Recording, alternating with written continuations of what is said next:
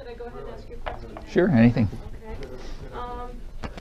We're led to think that anarchism is bomb-throwing mayhem. What is it that attracts you to anarchism? Anarchism has nothing to do with bomb-throwing mayhem. Anarchism is a point of view which, first of all, it covers a lot of things. You know, political rhetoric is not the clearest, it's not a model of clarity, and anarchism has covered quite a lot of ground. But the mainstream of it has just been the basic principle, which I think comes straight out of classical liberalism and the Enlightenment, that any form of authority and domination has a burden of proof to bear. It has to demonstrate that it's legitimate. Doesn't matter what it is, whether it's inside a family or the global economy. If it is a form of authority and domination and coercion, it has to show that it's legitimate. If it can demonstrate it's legitimate, it's a heavy burden to bear.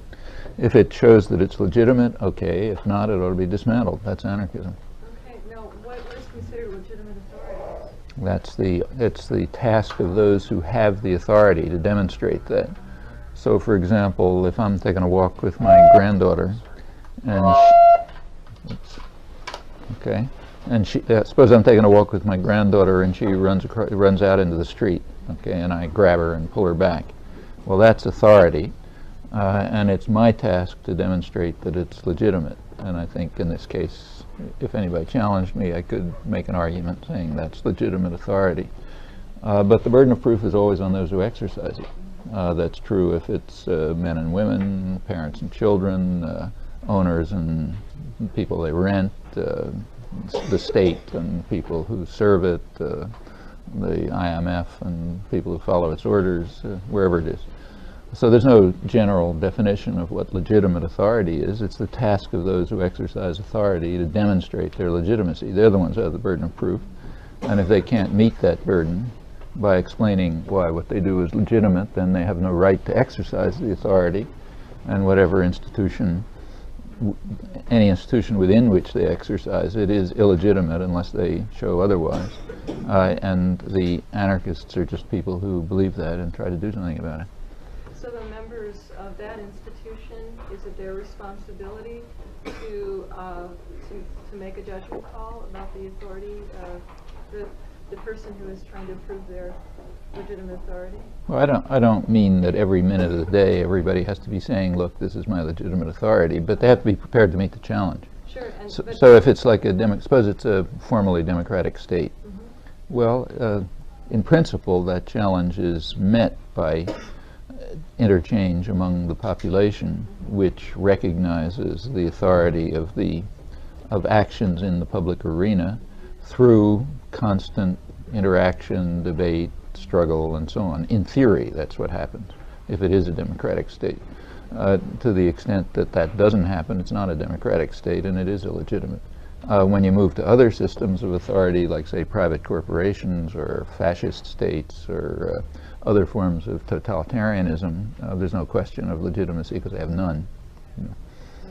So, but it's the responsibility of the other people in that institution, whatever that institution might be, to question and to challenge. No, it's not their responsibility. It's their responsibility to meet the challenge. It's the responsibility of people to make the challenge. So it's the responsibility of, say, women to challenge a framework in which they are supposed to wash the dishes and put the children to sleep and that sort of thing. And it's the responsibility of men in a traditional patriarchic family to answer that challenge. I mean, it would be nice if the challenge could be raised by those in positions of authority, but that's pretty rare. I mean, usually when you're in a position of authority, you kind of internalize the values that say it's right and just. And the reason is because most people are sort of decent human beings, and it's very hard to look in the mirror and say, I'm a bastard. So usually what you do is look in the mirror and say, I'm a nice guy, and I do these things because it's right and just and legitimate. And that's pretty standard, you know. I mean, everybody knows that from their own experience. We don't have to go into it. That's what people are like. And therefore the responsibility of raising the challenge is typically in the hands of those who recognize that they have a subordinate status. It's very hard to recognize that. I mean, people live, for millennia, without recognizing that they are being subordinated in systems of power. I mean, that's true of women, for example. Or slaves. I mean, most slave societies were accepted by the slaves as legitimate and, in fact, necessary. A large part, and the same is true of, for example, people who have jobs today in our society. Almost without exception, they consider it legitimate for them to be in a position where they have to rent themselves in order to survive.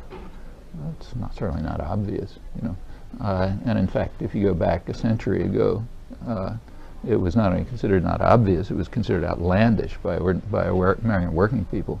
And I'm not talking about Marxists or socialists or anybody like that, but say mill hands in Lowell, Massachusetts, who never heard of socialism, who regarded it as a form of slavery and were complaining that they had not fought the Civil War to replace chattel slavery by wage slavery, and that therefore those who work in the mills ought to own them, because that's the Republican rights that we won in the American Revolution, and so on and so forth.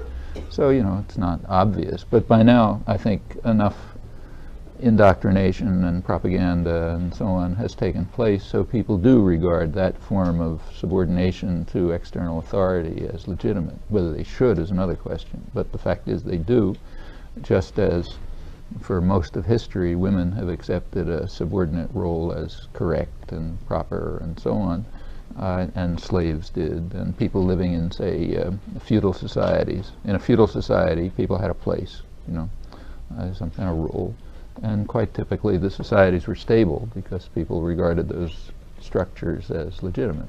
The same is true of religious structures, and I mean, throughout human life there's a whole variety of systems of authority and oppression and domination and so on, which are usually accepted as legitimate by the people subordinated to them. When they don't, you have struggles and revolutions and sometimes changes and sometimes brutality and so on.